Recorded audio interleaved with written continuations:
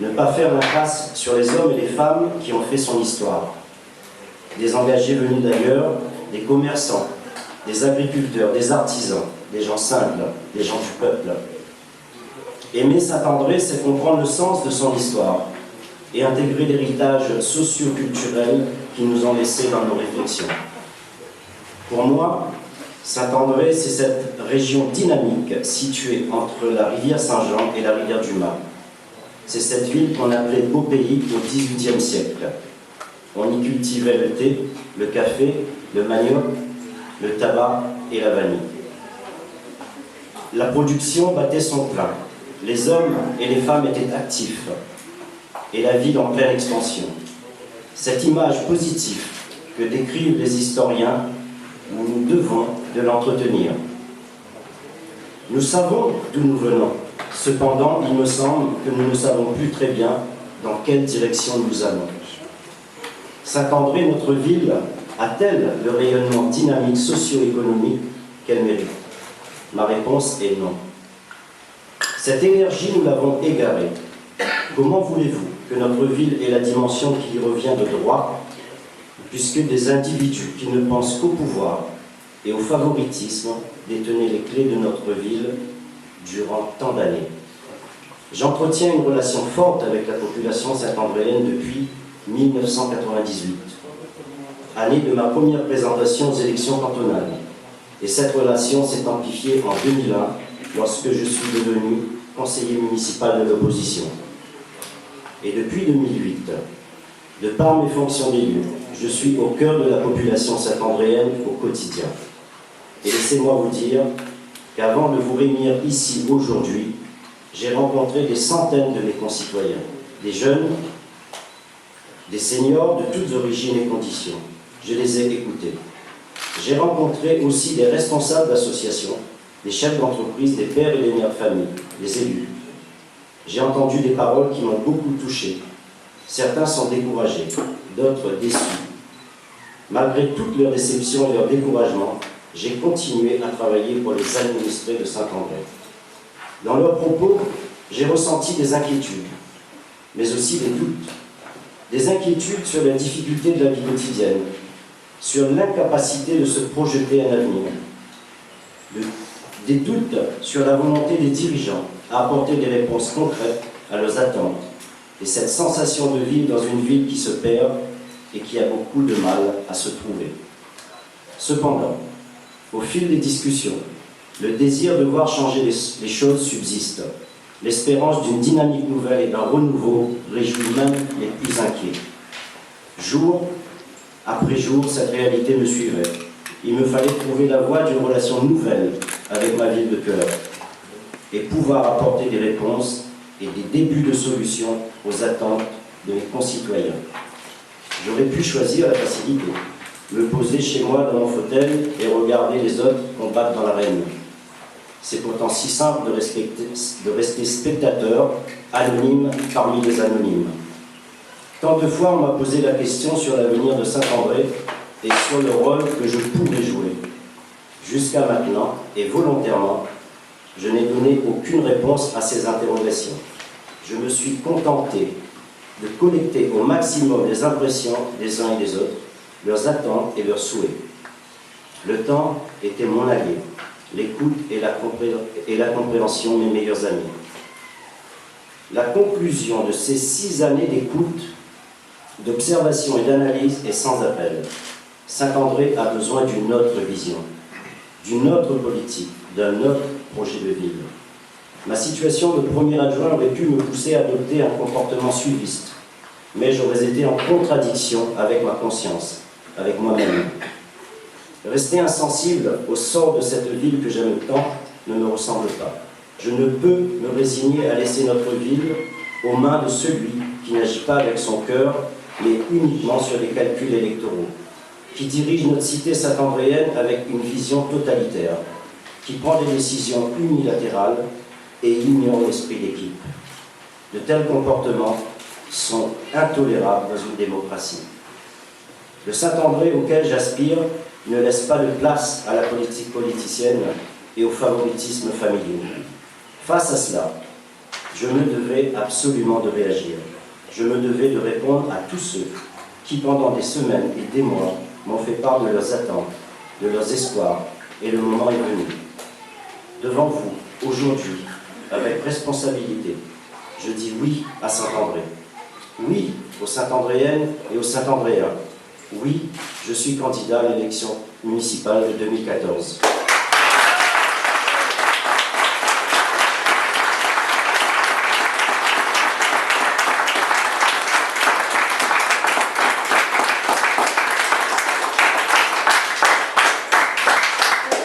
Oui, je souhaite devenir maire de Saint-André.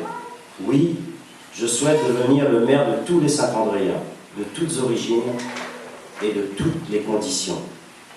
Depuis 1971, Saint-André subit une vision politique indécente, visant à maintenir sous contrôle une certaine partie de la population.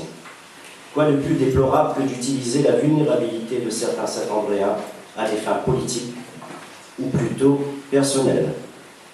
Je me suis posé la question, que serait Saint-André aujourd'hui si pendant ces dernières années, la ville avait été gérée de manière responsable, comme tout citoyen est en droit d'attendre?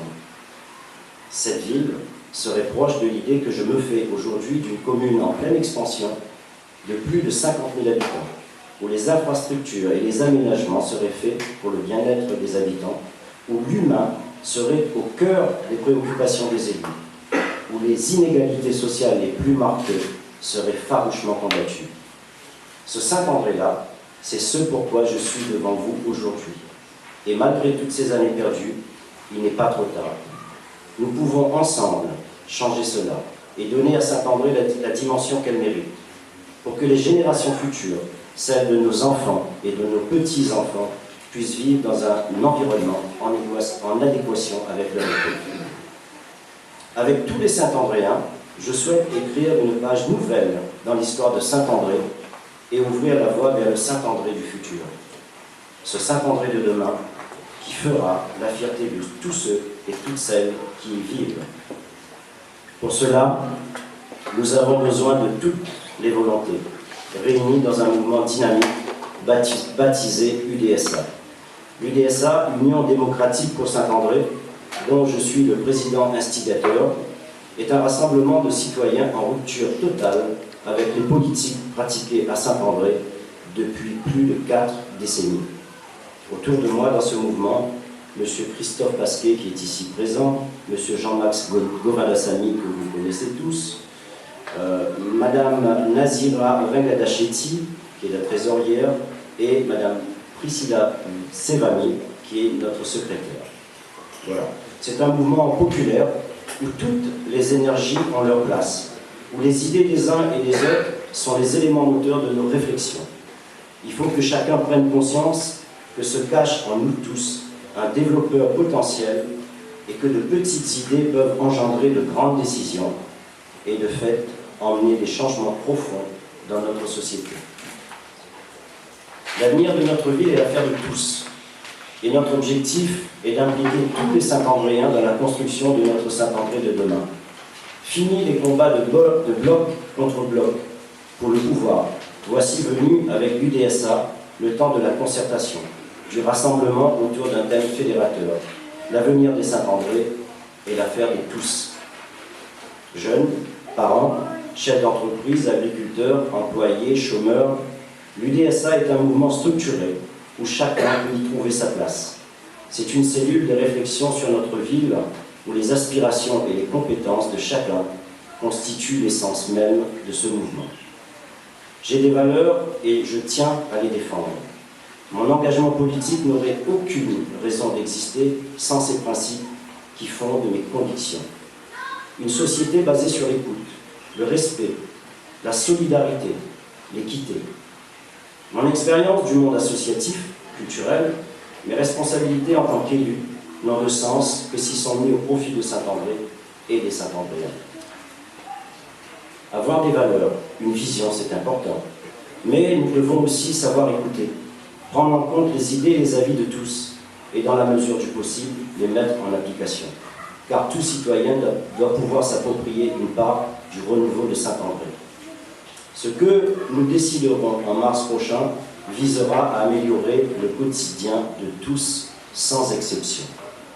Nous n'allons pas aujourd'hui entrer dans le détail de ce projet, mais je pense que nous aurons l'occasion de se revoir d'ici fin novembre lors du premier séminaire de l'UDSA.